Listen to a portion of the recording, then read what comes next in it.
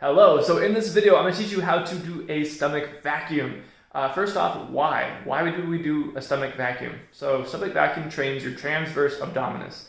These are the muscles muscle that holds in your stomach in place. So if you want a more cinched, tighter waist, transverse abdominis needs to be pretty strong. That way it naturally holds in your stomach.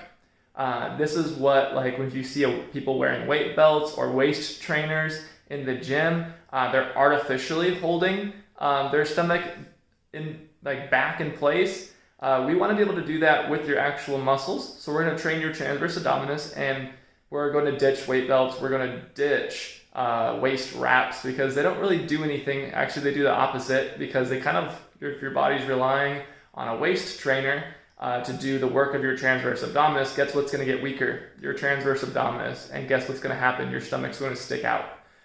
So we want to train your transverse abdominis, and this is especially important if you've ever had an injury. So a hernia in the past, C-section, or you recently had a childbirth.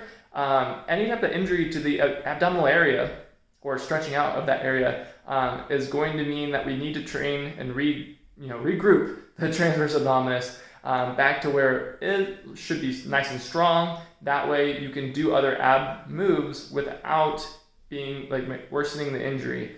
So if you've ever had a C-section or a hernia and you try doing like crunches or maybe leg raises, you're going to find that actually splits your abs apart and it hurts, and it makes you it kind of just makes the injury even worse.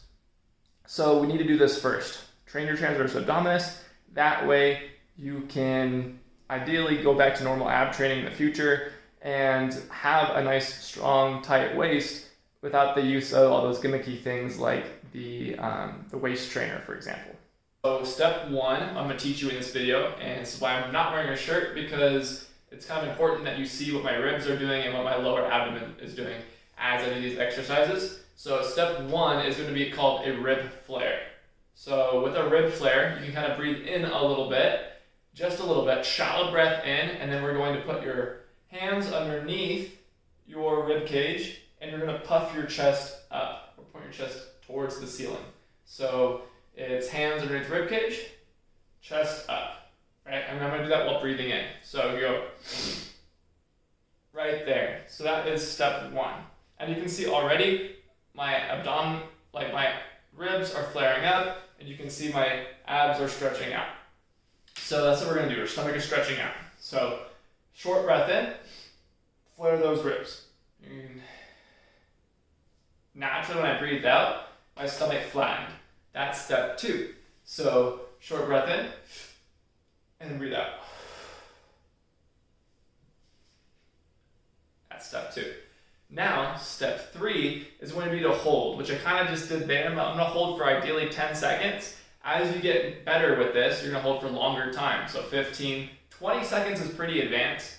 And if you've been training this for a long time, if you can hold your breath for over 20 seconds while holding a stomach vacuum, then your transverse abdominis is pretty strong. And that would be the goal, to keep you from getting injured, or so you can go back to normal ab training without getting injured. All right, so step one, rib flare while breathing in. Step two, breathing out. Step three, hold.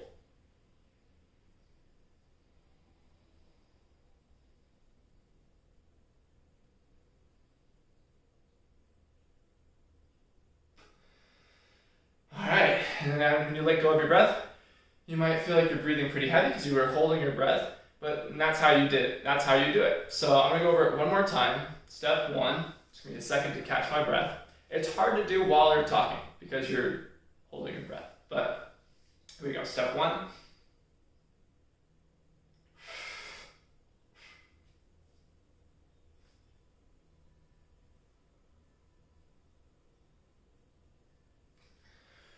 And there we go. All right, I'm gonna record a few more reps, just kind of sped up for you so you can get a better idea. But there I am holding my breath and counting to 10, or as long as I can, catching my breath, and then I'm going to do step one, flare the ribs, breathe out, flatten my stomach, and hold. Holding as long as I can. It's easier said than done. Again, catch my breath, and I'll do one more. I'm gonna give you a good angle so you can kind of see from the side. Ribs flaring, breathing out, holding right there.